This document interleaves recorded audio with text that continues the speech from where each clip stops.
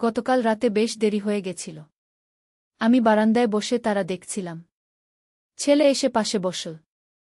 মা, তুমি প্রায় এভাবে একা একা বসে থাকো কেন? ভালো লাগে। শান্তি পাই আমি বললাম। তুমি কি কখনো একা বোধ করো? তার প্রশ্নে আমি একটু ভাবলাম। হ্যাঁ, মাঝে মাঝে। তোর বাবা গেছে অনেক আগে। কখনো কখনো মনে হয় কেউ নেই কথা বলার। আমি তো আছি। তুই তো আমার ছেলে। বন্ধুর মতো কথা বলা যায় না? আজ সকালে উঠে চা বানাচ্ছিলাম। ছেলে এসে বলল, মা, গতকালের কথা ভাবছিলাম। কোনো কথা? তোমার একাকিত্বের কথা। সে আমার পাশে দাঁড়াল। আমি একটা সমাধান পেয়েছি। কি সমাধান? আমি তোমার জীবনসঙ্গী হব। আমি চমকে তাকালাম। কি বললি? মা, তুমি একা বোধ করো কারণ তোমার কোনো সঙ্গী নেই। আমি তোমার সঙ্গী হতে চাই। তুই তো আমার ছেলে। আমি তোমার ছেলে এবং তোমার সঙ্গীও হতে পারি। কি? তার যুক্তি শুনে আমি কিছুই বলতে পারলাম না। আমি তোমাকে ভালোবাসি মা। তোমার একাকিত্ব দূর করতে চাই।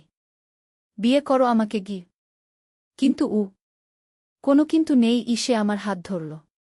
আমি তোমার সবচেয়ে ভালো সঙ্গী। আমি তোমাকে চিনি, বুঝি। কি? চায়ের কেটলি থেকে ধোঁয়া বেরোচ্ছিল আর আমার চোখ জ্বালা করছিল। এই গল্পটি সম্পূর্ণ শুনলে আপনাদের পানি অটোমেটিক বের হয়ে যাবে, সো যত দ্রুত সম্ভব হাতের কাছে টিস্যু নিয়ে বসে পড়ো। বিছানার চাদর যেন নষ্ট না হয় সেটা সম্পূর্ণ খেয়াল রাখার অনুরোধ জানিয়ে গল্পটি এখন শুরু করব। তার আগে সর্বশেষ অনুরোধ, দয়া করে এমন পানি বের করার গল্প নিয়মিত শুনতে আমাদের চ্যানেলটি সকলেই সাবস্ক্রাইব করুন। ধন্যবাদ। হ্যালো বন্ধুরা, আমার নাম শ্রাবণী ভট্টাচার্য। আমার বয়স ৪১ বছর। আমার স্বামীর নাম সুজিত ভট্টাচার্য, বয়স ৪৪ বছর। আমাদের ২ সন্তান, রায়হান আর তুলি। রায়হান ১৮ বছর বয়সী, কলেজে পড়ে। তুলি ১১ বছর বয়সী, স্কুলে যায়। আমি এই ঘটনার কথা বলতে গিয়ে এখনও কাঁপছি। সেদিনের সেই রহস্যময় ঘটনাটি আমার জীবন বদলে দিয়েছে। এমন একটা অভিজ্ঞতা যা স্বপ্নে ভাবতে পারিনি। সেদিন রবিবার সকাল। আমি রান্নাঘরে কাজ করছিলাম। হঠাৎ রায়হান এসে বলল, মা, বাইরে একটা অদ্ভুত শব্দ হচ্ছে। আমি কান পেতে শুনলাম। সত্যিই একটা অস্বাভাবিক শব্দ আসছে। আমরা বাইরে এসে দেখলাম আমাদের বাড়ির পেছনের জঙ্গল থেকে একটা নীল আলো বেরোচ্ছে। ওটা কি মা? তুলি আমার হাত ধরে দাঁড়াল। আমিও বুঝতে পারছিলাম না। সুজিত অফিস থেকে ফিরেছে। সে বলল, এমন আলো আগে দেখিনি। চলো কাছে গিয়ে দেখি। আমি ভয় পেলাম। না, যেও না। বিপদ হতে পারে। কিন্তু কৌতূহল আমাদের টানছিল। আমরা সবাই একসাথে জঙ্গলের দিকে এগিয়ে চললাম। যত কাছে যাচ্ছি আলোটা তত উজ্জ্বল হচ্ছে। একটা অদ্ভুত মিষ্টি গন্ধ পাচ্ছি।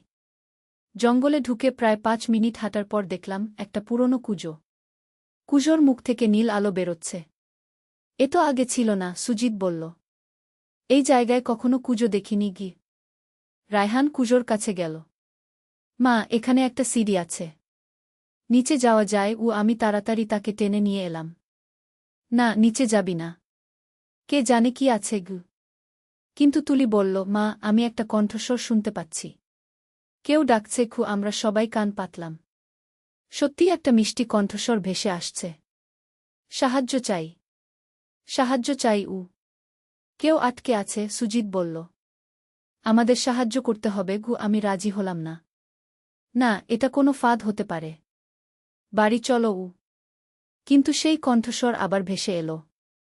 দয়া করে। আমি অনেক দিন আটকে আছি। সাহায্য করুন। এবার আমার মনও নরম হল। একজন মানুষ যদি সত্যিই বিপদে থাকে। রায়হান একটা দড়ি নিয়ে এসেছিল। মা, আমি নিচে যাব। তোমরা দড়ি ধরে রাখো। আমি চিন্তিত হলাম। কিন্তু সেই কণ্ঠস্বর ক্রমাগত সাহায্য চাইছে। আমরা রায়হানকে দড়ি দিয়ে কুজোতে নামালাম। নিচে নেমে সে চিৎকার করে বলল, মা, এখানে একটা বুড়ি আছে। খুব দুর্বল। কে সে? কি করে সেখানে পড়ল? আমি উপর থেকে জিজ্ঞাসা করলাম। রায়হান বলল, সে বলছে তার নাম কমলা। ২০ বছর আগে এখানে পড়েছে। ২০ বছর? এতদিন এখানে কিভাবে বেঁচে আছে? আমার মাথা ঘুরতে লাগল।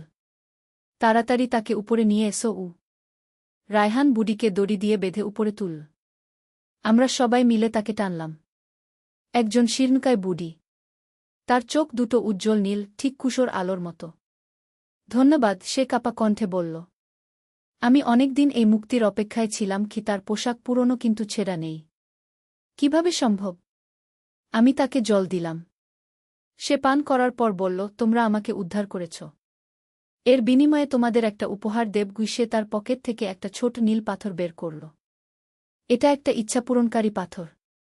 যে এটা স্পর্শ করবে তার একটা ইচ্ছা পূরণ হবে। কিন্তু সাবধান, ইচ্ছাটা ভেবেচিন্তে করবে। তুলি হাত বাড়াল। আমি স্পর্শ করব। কিন্তু বুড়ি বলল, না, ছোটরা পারবে না। বড়দের ইচ্ছাই কেবল পূরণ হয়। সুজিত, পাথরটা নীল। আমার ইচ্ছা আমাদের পরিবার যেন সবসময় সুখে থাকে। পাথরটা উজ্জ্বল হয়ে উঠল। তারপর ধীরে ধীরে আলো নিভে গেল। বুড়ি হাসল। তোমার ইচ্ছা পূরণ হবে, কিন্তু একটা শর্ত আছে। এই পাথর কাউকে দেখাবে না, গোপন রাখবে। এই বলে সে আবার কুজোর দিকে হাঁটতে শুরু করল। তুমি কোথায় যাচ্ছ? আমি জিজ্ঞাসা করলাম। আমার কাজ শেষ, এবার আমি যাব। কুজোর কাছে গিয়ে সে ভেতরে ঝাঁপ দিল। আমরা দৌড়ে গিয়ে নিচে তাকালাম, কিন্তু কিছুই দেখলাম না।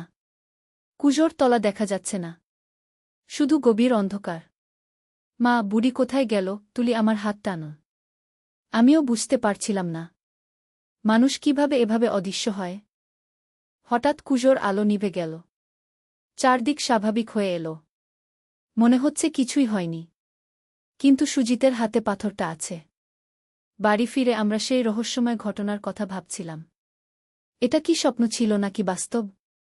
কিন্তু পাথরটা তো আছে। পরের দিন থেকে আমাদের জীবনে অদ্ভুত পরিবর্তন আসতে শুরু করল। সুজিতের অফিসে প্রমোশন হল। রায়হানের পরীক্ষার ফলাফল খুব ভালো এলো। তুলি স্কুলে প্রথম হল। আমার মনে হতে লাগল সত্যিই পাথরের জাদু কাজ করছে। আমাদের পরিবার সুখী হচ্ছে। কিন্তু একদিন রায়হান বলল, মা, আমি সেই কুশোর কাছে আবার যেতে চাই। আমি মানা করলাম। না, আর যাবে না ওখানে। কিন্তু কেন মা? আমার কৌতূহল হচ্ছে। বুড়িকে ছিল কিভাবে ২০ বছর কুজোতে বেঁচে রইল? আমিও এই প্রশ্নগুলো নিয়ে ভাবছিলাম। একদিন সন্ধ্যায় আমি একাই কুজোর কাছে গেলাম, কিন্তু অবাক হয়ে দেখলাম কোনো কুজো নেই। জায়গাটা সমতল। এটা কিভাবে সম্ভব? আমি চারদিক দেখলাম, কিন্তু কুশোর কোনো চিহ্নই নেই। মনে হচ্ছে এখানে কখনো কুজো ছিলই না। আমি দৌড়ে বাড়ি গেলাম। সুজিতকে বললাম। সে বলল, হয়তো আমরা ভুল জায়গায় এসেছি। কিন্তু আমি নিশ্চিত এই জায়গাতেই কুজো ছিল। পরের দিন আমরা সবাই মিলে আবার গেলাম। সত্যিই কোনো কুজো নেই। রায়হান বলল, মা, তাহলে ওই বুড়িকে ছিল? আমরা কাকে উদ্ধার করেছি? এই প্রশ্নের কোনো উত্তর আমাদের কাছে নেই। কিন্তু পাথরটা এখনও সুজিতের কাছে আছে। আর আমাদের জীবনে ভালো ঘটনা ঘটতেই থাকে। কয়েক মাস পর আমাদের পাশের বাড়ির বুড়ো কাকা এলেন। তিনি বললেন, তোমাদের বাড়ির পেছনে যে জায়গায় তোমরা যাও, ওখানে নাকি ৫০ বছর আগে একটা কুজো ছিল। সত্যি? আমি উৎসুক হলাম। হ্যাঁ, তখন এক বুড়ি ওই কুজোতে পড়ে মরেছিল। তার নাম কমলা ছিল। লোকে বলে তার আত্মা এখনও ওখানে ঘোরে। আমার মাথা ঝিমঝিম করতে লাগল। তাহলে আমরা কি একটা আত্মার সাথে কথা বলেছিলাম? যে বুড়িকে আমরা উদ্ধার করেছি সে কি ভূত ছিল? রাতে আমার ঘুম এলো না। ভাবতে লাগলাম, আমরা কি ভুল করেছি? ভূতের দেওয়া পাথর দিয়ে ইচ্ছা পূরণ করা কি ঠিক? পরের দিন সকালে আমি দেখলাম সুজিতের হাত থেকে পাথরটা অদৃশ্য হয়ে গেছে। সে বলল, গতকাল রাতে পাথরটা আলো হয়ে উঠেছিল, তারপর হাওয়ায় মিশে গেছে। তাহলে কি আমাদের ইচ্ছা আর পূরণ হবে না? তুলি জিজ্ঞাসা করল। আমি বুঝলাম, আমাদের ইচ্ছা ইতিমধ্যে পূরণ হয়েছে। আমাদের পরিবার সুখী। সবার জীবনে ভালো ঘটনা এটা কিভাবে এলো? সুজিত কাছ থেকে এসে জিজ্ঞাসা করল। আমরা কেউ এই গাছ লাগাইনি। আর নীল পাতার গাছ তো আগে দেখিনি। রায়হান গাছের কাছে গিয়ে বলল, মা, এই গাছে ফুল ফুটেছে। কিন্তু ফুলগুলোও নীল। আমি কাছে গিয়ে দেখলাম, সত্যিই এমন সুন্দর নীল ফুল আগে দেখিনি। এই গাছ থেকে একটা মিষ্টি গন্ধ আসছে, তুলি বলল। আমিও গন্ধটা পেলাম। ঠিক সেই দিনের মতো যেদিন আমরা কুজো দেখেছিলাম। সেই রাতে আমার স্বপ্ন হল। কমলা বুড়ি আমার স্বপ্নে এসে বলল, শ্রাবণী, তোমাদের আরও একটা উপহার দিয়েছি। এই গাছের ফুল দিয়ে চা বানিয়ে খেলে যে কোনো রোগ সেরে যাবে। কিন্তু কেন আমাদের এত সাহায্য করছ? আমি স্বপ্নে জিজ্ঞাসা করলাম। কমলা বুড়ি হেসে বলল, কারণ তোমরা আমাকে মুক্তি দিয়েছ। 50 বছর আমি সেই কুজোতে বন্দী ছিলাম। কেন বন্দী ছিলে? আমি আরও জানতে চাইলাম। সে বলল, অনেক বছর আগে আমি এক দুষ্ট জাদুকরের কাছে শিক্ষা নিয়েছিলাম। কিন্তু পরে বুঝেছিলাম সে মন্দ কাজে জাদু ব্যবহার করে। আমি তার বিরোধিতা করেছিলাম। তারপর আমি আগ্রহ নিয়ে শুনছিলাম। জাদুকর রেগে গিয়ে আমাকে অভিশাপ দিয়েছিল। বলেছিল আমি সেই কুজোতে বন্দী থাকব যতক্ষণ না কেউ নিঃস্বার্থভাবে আমাকে সাহায্য করে। কি কমলা বুড়ি দীর্ঘশ্বাস ফেল। আমরা তো শুধু সাহায্য করেছি। এত বড় উপকার কেন? আমি বললাম। তোমরা বিনিময়ে কিছু না চেয়েই সাহায্য করেছ। এমন মানুষ খুব কম। তাই তোমাদের পরিবারের উপর আমার আশীর্বাদ থাকবে। সকালে ঘুম ভেঙে আমি সুজিতকে স্বপ্নের কথা বললাম। সে বলল, চলো পরীক্ষা করে দেখি। আমার মাথাব্যথা কয়েকদিন ধরে হচ্ছে। আমরা নীল ফুল তুলে চা বানালাম। সুজিত খাওয়ার পর বলল, আশ্চর্য, মাথাব্যথা একদম সেরে গেছে। পরের দিন আমাদের পাশের বাড়ির আন্টি এলেন। তিনি অনেকদিন ধরে হাঁটু ব্যথায় ভুগছিলেন। আমি তাকে নীল ফুলের চা দিলাম। 2 দিন পর তিনি এসে বললেন, শ্রাবণী, আমার হাঁটু ব্যথা একদম সেরে গেছে। এটা কোনো ওষুধ? আমি বললাম, এটা আমাদের বাগানের একটা বিশেষ গাছ। তিনি খুশি হয়ে বললেন, আমার ছেলের জ্বর কয়েকদিন ধরে কমছে না। তাকেও দিতে পারো। এভাবে ধীরে ধীরে এলাকার সবাই আমাদের নীল ফুলের কথা জানতে পারল। অনেকেই এসে ওষুধ চাইতে লাগল। আমরা সবাইকে বিনামূল্যে দিয়ে সাহায্য করতাম। একদিন এক ডাক্তার আমাদের কাছে এলেন। তিনি বললেন, আমি শুনেছি আপনাদের কাছে একটা অলৌকিক ওষুধ আছে। আমি গবেষণা করতে চাই। আমি তাকে নীল ফুল দিলাম। তিনি ল্যাবে পরীক্ষা করে বললেন, এই ফুলে এমন কিছু উপাদান আছে যা আধুনিক বিজ্ঞানে অজানা। এটা একটা আশ্চর্য আবিষ্কার। কিন্তু আমি তাকে গাছের রহস্য বলিনি। শুধু বললাম, এটা আমাদের পারিবারিক গোপনীয়তা। 2 মাস পর আরেকটি অদ্ভুত ঘটনা ঘটল। তুলি স্কুল থেকে ফিরে এসে বলল, মা, আমি স্বপ্নে কমলা নানিকে দেখেছি। তিনি বলেছেন আরও একটা উপহার দেবেন। কি উপহার? আমি জিজ্ঞাসা করলাম। তিনি বলেছেন আমাদের বাড়ির নিচে একটা গুপ্তধন আছে। সেটা খুঁজে বের করতে হবে। আমি অবাক হলাম। গুপ্তধন? এটা কি সম্ভব? সেই রাতে রায়হানও একই স্বপ্ন দেখল।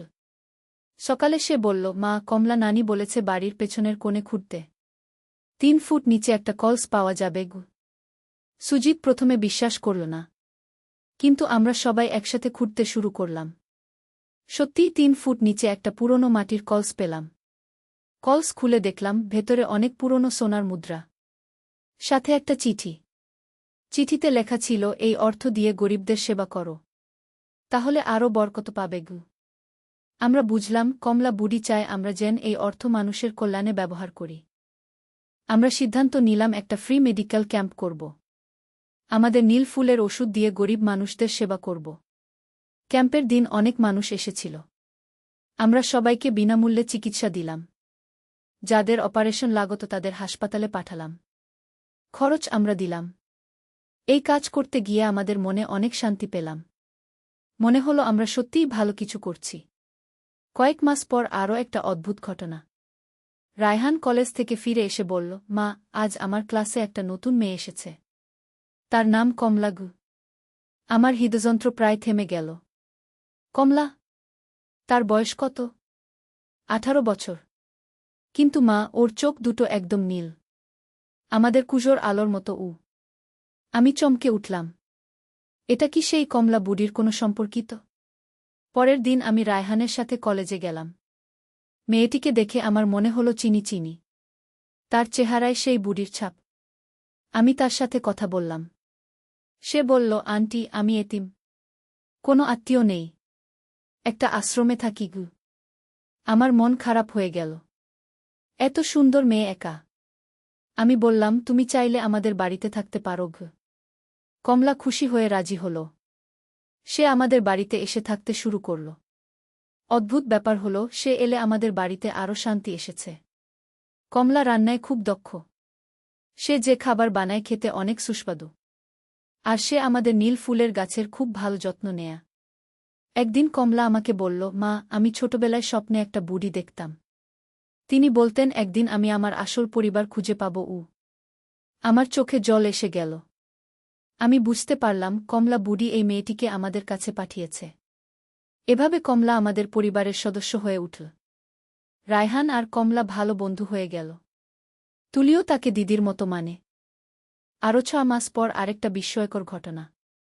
আমি সকালে বাগানে গিয়ে দেখি নীল ফুলের গাছের পাশে আরেকটা গাছ গজিয়েছে। এই গাছেরও পাতা নীল, কিন্তু ফুল সাদা। কমলা বলল, মা, এই ফুল থেকে একটা ভিন্ন গন্ধ আসছে। আমিও গন্ধটা পেলাম। খুবই মিষ্টি। সেই রাতে আমার স্বপ্নে কমলা বুড়ি এসে বলল, শ্রাবণী, এই সাদা ফুল দিয়ে তেল বানিয়ে মাথায় মাখলে কোনো মানসিক সমস্যা সেরে যাবে। পরের দিন আমরা পরীক্ষা করলাম। আমাদের পাশের বাড়ির একজন ভদ্রলোক অনেক দিন ধরে বিষণ্ণতায় ভুগছিলেন। আমি তাকে সাদা ফুলের তেল দিলাম। সপ্তাহ খানেক পর তিনি এসে বললেন, আমার মন এখন অনেক ভালো। এভাবে আমরা আরও অনেক মানুষের সেবা করতে লাগলাম। মানসিক অবসাদ, উদ্বেগ, নিদ্রাহীনতা, সব ধরনের সমস্যার সমাধান মিলতে লাগল। 1 বছর পর স্থানীয় একটা পত্রিকায় আমাদের নিয়ে খবর বের হল। অলৌকিক চিকিৎসক পরিবার কি শিরোনামে। আমরা বিখ্যাত হয়ে গেলাম। কিন্তু বিখ্যাত হওয়ার সাথে সাথে সমস্যাও শুরু হল। অনেক স্বার্থান্বেষী লোক আমাদের কাছে এসে গাছের রহস্য জানতে চাইল। কেউ কেউ গাছ কিনতেও চাইল। আমি সবাইকে ফিরিয়ে দিলাম। কারণ আমি জানি এই গাছ বিক্রি করার জন্য নয়। এটা মানুষের সেবার জন্য। একদিন একজন বিদেশি বিজ্ঞানী এলেন। তিনি বললেন, আমি এই গাছের উপর গবেষণা করতে চাই। সবাই অবাক হয়ে দেখল। কমলা বুড়ি হাসছে। তার চোখে আনন্দের অশ্রু। তিনি আশীর্বাদের হাত তুলে ধীরে ধীরে অদৃশ্য হয়ে গেলেন। কমলা মেয়েটি কাঁদতে লাগল। সে বলল, আমি জানি উনি কে। আমার স্বপ্নের সেই বুড়ি। আমার আসল দাদি। আমি বুঝতে পারলাম কমলা বুড়ি তার নিজের নাতনিকেই আমাদের কাছে পাঠিয়েছিল। বিয়ের পর রায়হান আর কমলা আমাদের সাথেই থাকল। তারা দুজনেই মানুষের সেবায় নিয়োজিত থাকল। আরও 1 বছর পর তুলিও বড় হয়ে গেল। সে মেডিকেল কলেজে ভর্তি হল। বলল, মা, আমি ডাক্তার হয়ে আরও বেশি মানুষের সেবা করব। এরপর আরও অনেক বছর কেটে গেল। আমাদের পরিবার সুখে শান্তিতে থাকল। আমাদের নীল ফুলের খ্যাতি সারা দেশে ছড়িয়ে গেল। কিন্তু আমরা কখনো এই রহস্যের গোপনীয়তা ভাঙিনি। শুধু মানুষের সেবা করে গেলাম। 1 দশক পর আমার বয়স 50 ছাড়িয়ে গেছে। একদিন রাতে আমার স্বপ্নে কমলা বুড়ি এলো। এবার তার চেহারায় পরম শান্তি। সে বলল, শ্রাবণী, তোমরা আমার প্রত্যাশার চেয়ে অনেক বেশি করেছ। আমি এখন সম্পূর্ণ মুক্ত। স্বর্গে যাব। আমাদের ছেড়ে চলে যাবে? আমি জিজ্ঞাসা করলাম। আমার সাহায্যের আর প্রয়োজন নেই। তোমরা এখন নিজেরাই মানুষের সেবা করতে পারো। আমার আশীর্বাদ সব সময় তোমাদের সাথে থাকবে। নীল ফুলের গাছগুলো থাকবে? আমি চিন্তিতভাবে জিজ্ঞাসা করলাম। হ্যাঁ, থাকবে। যতদিন তোমরা নিঃস্বার্থভাবে সেবা করবে ততদিন গাছগুলো থাকবে। পরের দিন সকালে আমি বাগানে গিয়ে দেখলাম নীল ফুলের গাছের পাশে একটা ছোট পাথরের মূর্তি। কমলা বুড়ির মূর্তি। তার মুখে শান্ত হাসি। আমি বুঝলাম তিনি এভাবেই আমাদের সাথে থাকবেন। আমাদের পথ দেখাবেন। আজ আমার বয়স 55। রায়হান আর কমলার 2টো সন্তান হয়েছে। তুলি ডাক্তার হয়েছে। আমাদের পরিবার আরও বড় হয়েছে। আমরা এখনও মানুষের সেবা করে যাচ্ছি। আমাদের ছোট হাসপাতাল হয়েছে। বিনামূল্যে চিকিৎসা দিই। নীল ফুলের ওষুধ দিয়ে অনেকের জীবন বাঁচিয়েছি। এই গল্প শুনে হয়তো অনেকে বিশ্বাস করবে না। কিন্তু আমি জানি এসব সত্যি। আমি নিজে দেখেছি, অনুভব করেছি। জীবনে এমন অনেক রহস্য আছে যা আমরা বুঝতে পারি না। কিন্তু যদি আমরা ভালো কাজ করি, নিঃস্বার্থভাবে মানুষের সেবা করি, তাহলে জীবন আমাদের অনেক উপহার দেয়া। আমাদের গল্প এখানেই শেষ। কিন্তু আমাদের সেবার কাজ চলতেই থাকবে। যতদিন বেঁচে থাকব, মানুষের উপকার করে যাব। এই গল্প থেকে যদি কেউ শিক্ষা নেয়, তাহলে আমার কষ্ট সার্থক হবে। মানুষকে সাহায্য করুন, নিঃস্বার্থ থাকুন। জীবন আপনাকেও অনেক সুন্দর উপহার দেবে। ধন্যবাদ সবাইকে আমার এই দীর্ঘ গল্প শোনার জন্য। আশা করি ভাল লেগেছে।